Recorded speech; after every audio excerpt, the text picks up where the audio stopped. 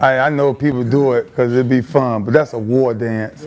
Like when I come out and do that, it's a whole nother mentality going on. You know what I'm saying? There's nothing I won't give up when I cross that moment, you know? And it's always a very hard thing to create. You know, I did, you know, y'all done saw a couple of Madden commercials I did, and I used to, all right, cut it out.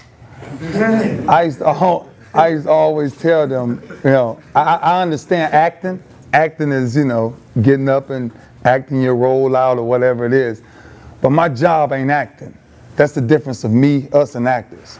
It's real. It's real life.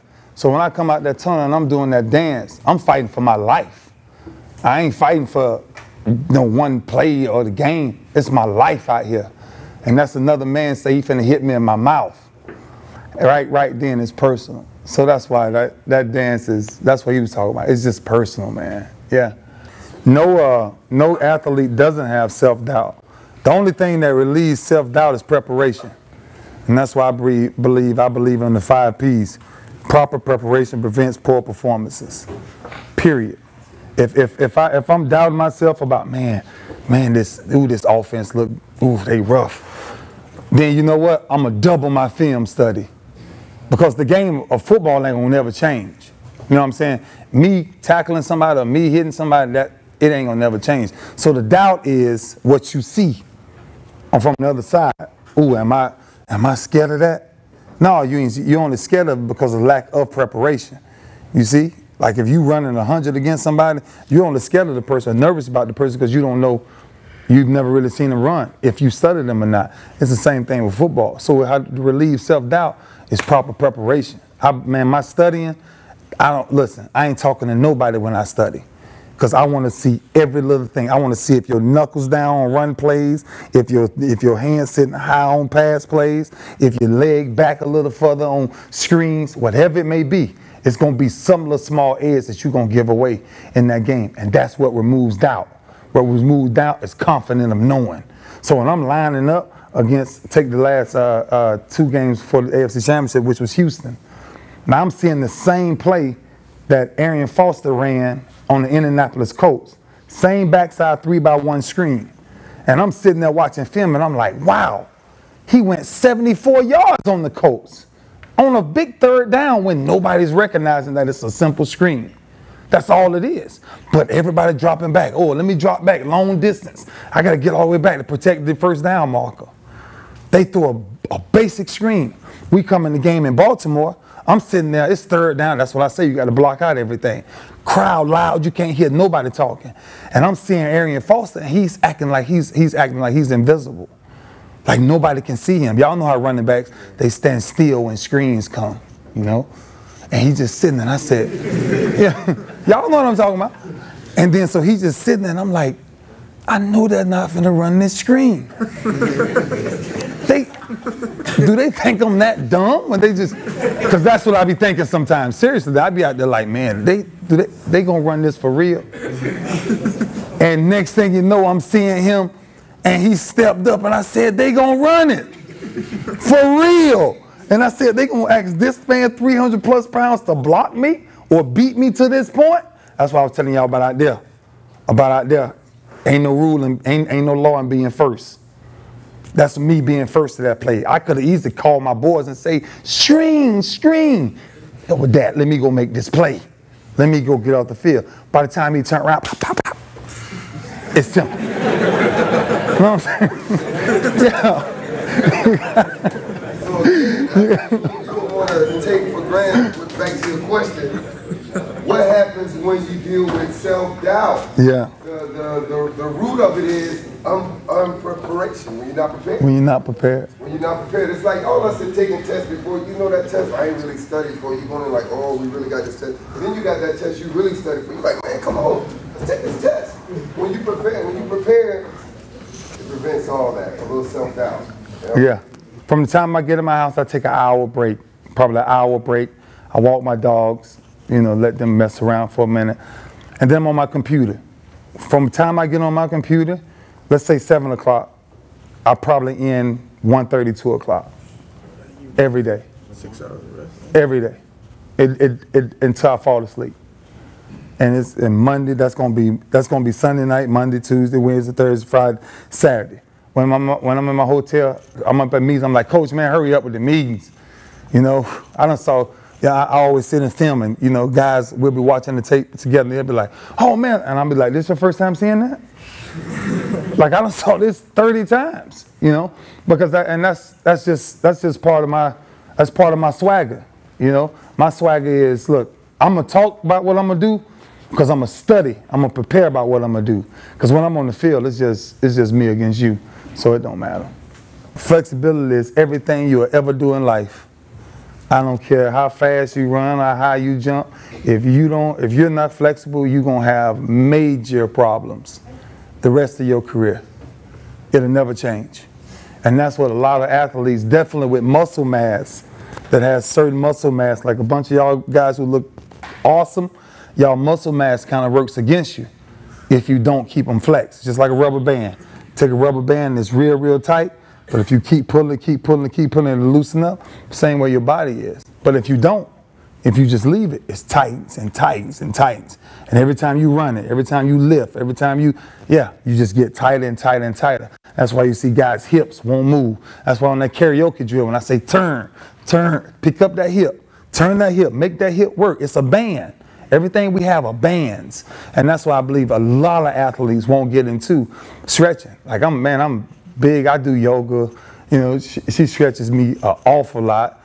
And she takes my legs places that I'd be like, all right now, hamstrings finna pop, you know. But you gotta breathe. You gotta breathe your way through it. And you know, she's taught me a lot when it comes to that, on how to really let go and let your muscles actually respond. So, you know, some of us can't stretch ourselves to the level we need to be at. That's why we need professionals to take us to that next level. And that's why year 15, 16, this is our second year together now.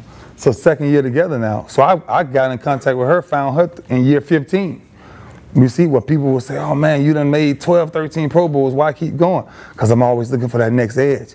And flexibility for me has always kind of been one of my keys. I do yoga, I try everything. Epsom salt, one of my biggest keys. One of my biggest keys in the league that I didn't hear, you know, I kind of heard it, but one of my biggest keys in the league is I spend more money taking care of my body than anything else I bought in the last 10 years. When I go down my checkbooks, I don't care what it is. Every piece of money that I've spent now is on taking care of my body one way or another. I get 2 to 3 massages a week. I get 2 ladies massaging me at the same time because I hate waiting because, you know, I got, boy, cut that out. No, I ain't getting all that.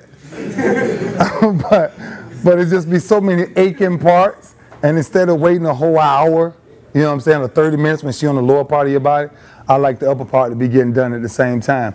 But I average about 2 to 3 massages a week, depending on how much I really need it. I see at least another 2 or 3 doctors a week. I'm in the ice tub and Epsom salt every day. I don't miss a day from that. So I'm always taking care of myself. I don't care I don't care how small the bruise is. I got ice on it. I'm getting treatment on it some way or another. So that's definitely one thing I would definitely encourage you guys to do, is take care of your body. It'll take care of you. The question is, when we do all that running, does it break down your muscles? Absolutely, it breaks it down. But the thing is, and this we're gonna keep going back to this 1,000 times, that you're gonna always hear. If you break down something, what's the only way to repair it? Proper nutrition. What are you eating after you get through doing it? You see? So you go out there and do all that sprinting. This ain't attacking on you, but you go out there and do all that sprinting. What would be your best meal that you like?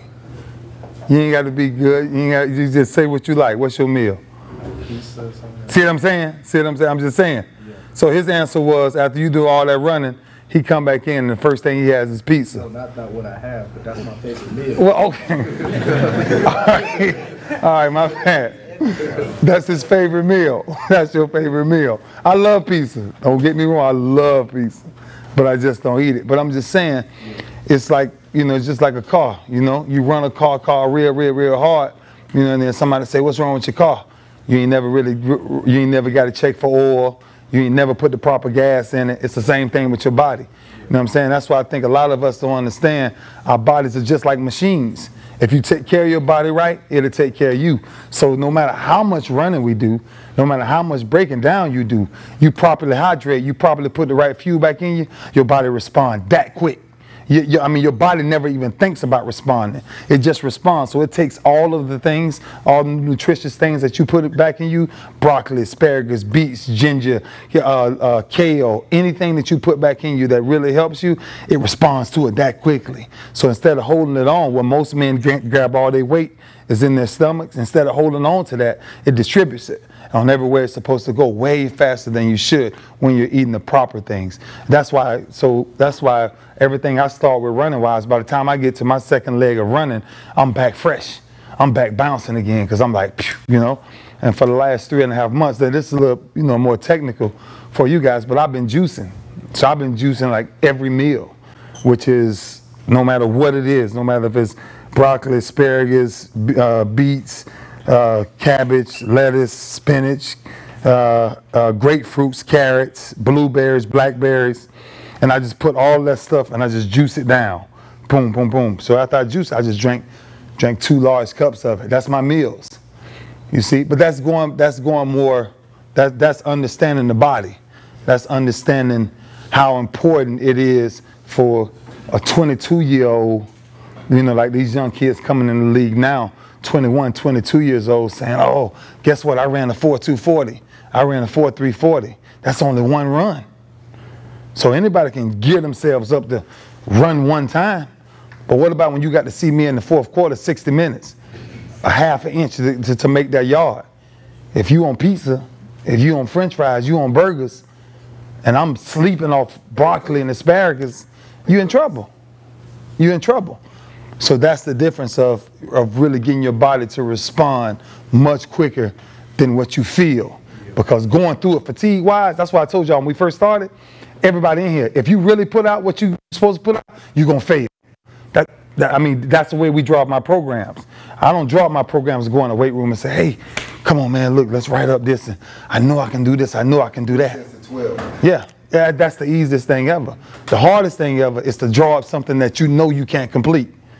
Then when you push yourself to a point to where you get to a point and then you complete it, then you shock the heck out of yourself.